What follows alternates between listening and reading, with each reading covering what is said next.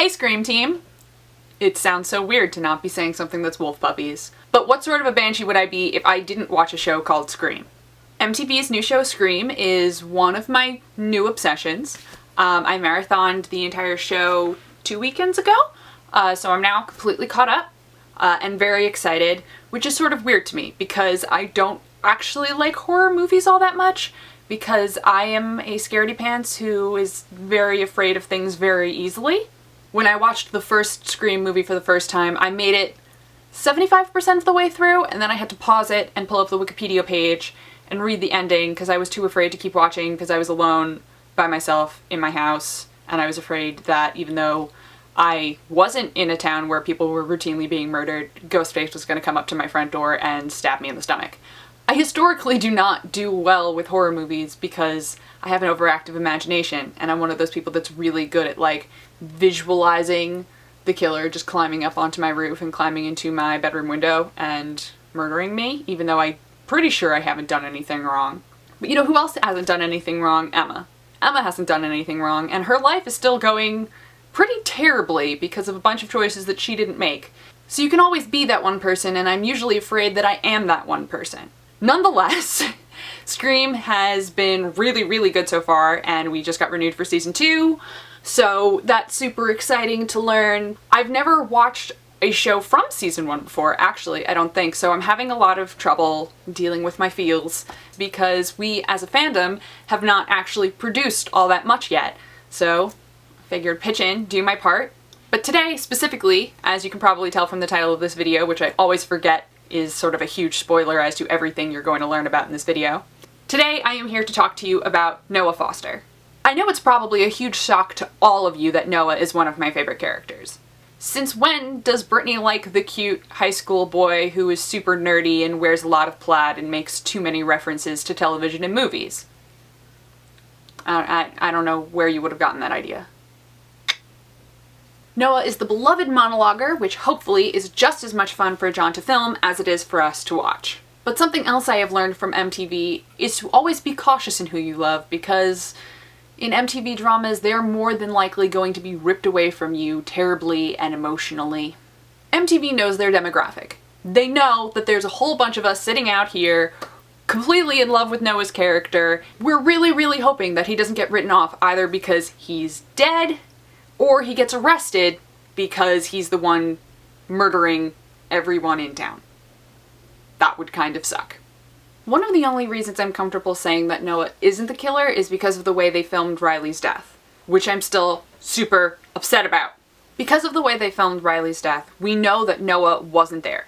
Noah cannot possibly be the person that stabbed Riley. But that doesn't necessarily mean he wasn't involved. In just about all of the Scream movies, there were 2 killers. So it's not completely out of the question to assume that what's happening on MTV Scream right now is the collaboration between 2 people, sort of like Will and Jake. But I don't think it's them. Whether or not Noah knows it, there are a lot of different ways that we can see that he's sort of linked to the crimes, and it's making me very, very nervous. Either because that means that he is willingly involved, or someone might be trying to make it look like he's involved. 1. That random line he has about his school project to Riley for his stargazing app that can just access all other phones and mobile devices.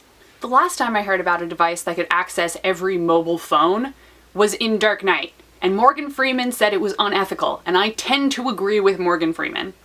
It also sounds suspiciously close to the malware on Mr. B's computer that's somehow accessing and sending out all of these videos via virus to everyone else's computers and mobile devices. They might not be related, but they also could be related, and the possibility of that is terrifying. There's also a tiny thing that probably doesn't mean anything, but because it's MTV always could mean something. The clip at the end of the pilot had that bit where Noah swept his hand across his head and left the little red mark on his forehead. When we watched the pilot, we were all like, oh my god, it's blood! He probably just hurt someone. And then you watch the second episode and find out, no, it's just spray paint because he was spray painting Jake's car, which was awesome. But a very similar thing showed up when Emma and Audrey went to the hospital when they found the Brandon James face spray painted on the hospital doors. and immediately decided that meant the killer had been there. But that red spray paint looked a lot like the red spray paint that Noah used on the car, and I don't think that all red spray paints necessarily have to be related, but the shots for the show are chosen very, very carefully, and that spray paint easily could have been any other color. But instead they decided to go with the same red that Noah used on Jake's truck, which leads me to believe that it is the same spray paint can, even if Noah wasn't the one behind it.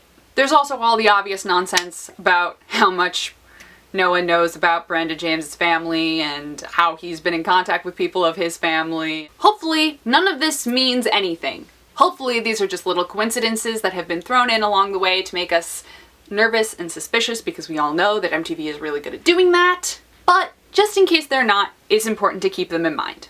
I don't want to see Noah turn out to be the killer. I don't want to see him go to jail. I don't want to see him die, because I would love for John to stick around for season 2. Hopefully Noah stays off the killer's hit list, and hopefully you guys like this video. You can catch MTV Scream on Tuesdays at 10/9 Central if you're not already watching, which you should be.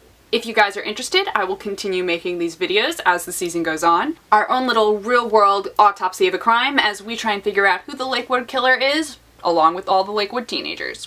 So good luck tonight, and we'll see you next week. Shing!